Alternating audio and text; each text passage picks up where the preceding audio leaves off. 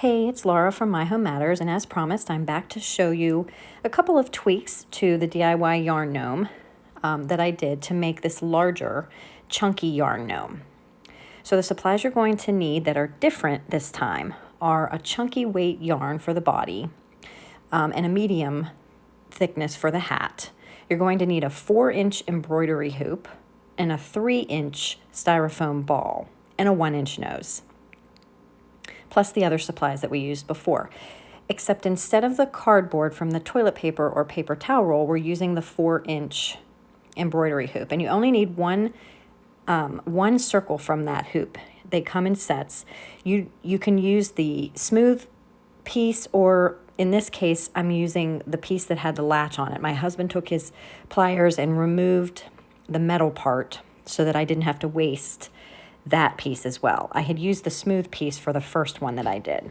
Then I just glued the two ends together with hot glue. So I used a composition size notebook to wrap the medium weight yarn around. And I really didn't know how many I needed. It's all going to depend on the thickness of your yarn. This was a Sherpa yarn that I was using. It ended up being a little bit too thick. But I probably used about 50 pieces of it. Everything's the same as what I did with the cardboard in the last video. I would encourage you to go back and watch that one to learn how to make them using the original method. All I'm doing here is switching the types of yarn and using the embroidery hoop. But I'm wrapping these pieces of yarn around the same way. I thought this thicker yarn might be better for needing less of it, I guess. But in the end, when I went to flip the pieces through at this point, like you have to do if you would have, have already watched the original, it ended up just rotating all of the yarn all the way around the embroidery hoop. So it really didn't make a good brim. In fact, I ended up re-pushing it back through the other way and trying to just gently make sure that it looked like a brim, but it really didn't work out that well.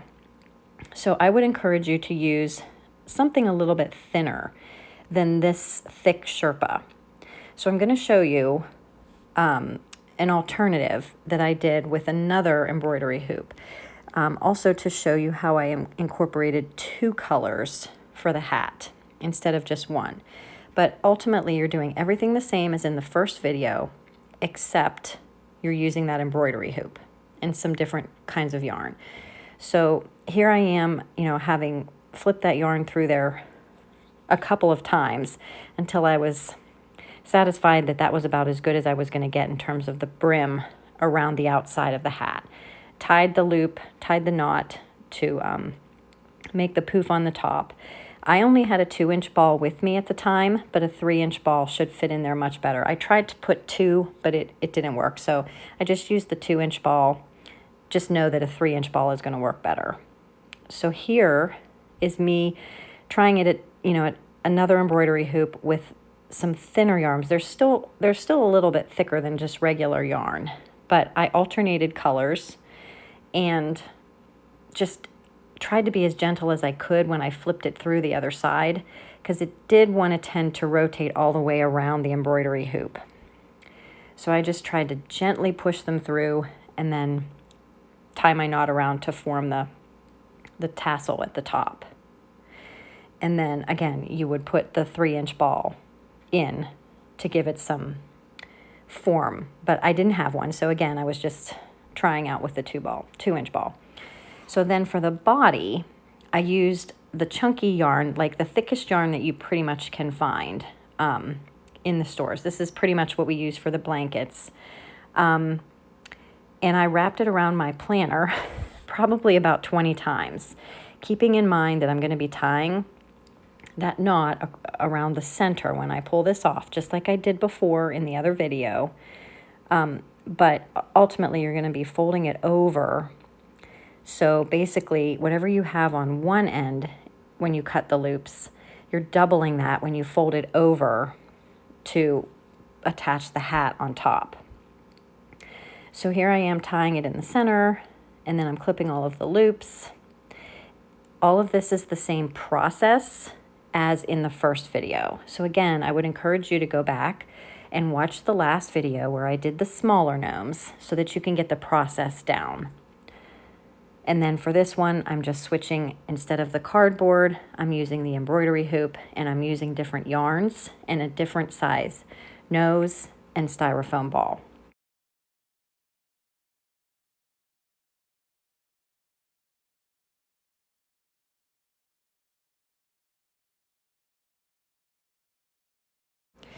So I go through the same process as in the first video where I clip the pieces at the top to form the tassel.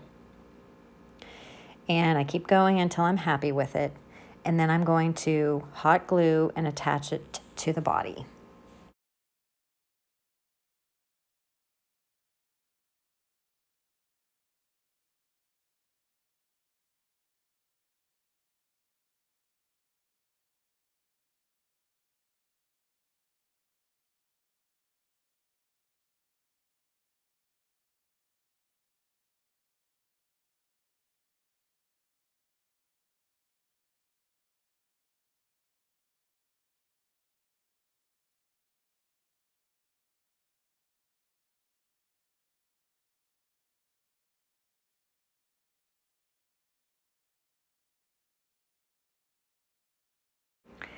Trim off the bottom pieces as best you can. This part becomes a little messy when you're dealing with this chunky yarn. So when I was done doing all of these clippings, I took it over the trash can and I shook it out real good to try to get a lot of that to fall out. And then it was time to add the nose. So I found a spot that looked good, added the glue, pressed it in and sort of up against the hat. And as I was preparing to do that, I felt like there were some pieces that weren't quite attached enough. So I added a little bit of hot glue in before I added the nose and kind of reached behind and pressed those pieces up against the hat real good so that they would stick. Now this wooden ball that I have is actually a split ball. It has a little bit of a flat section on the back, but you're not going to see that, so I just push that towards the back. You can use a regular fully round wooden ball if you'd prefer.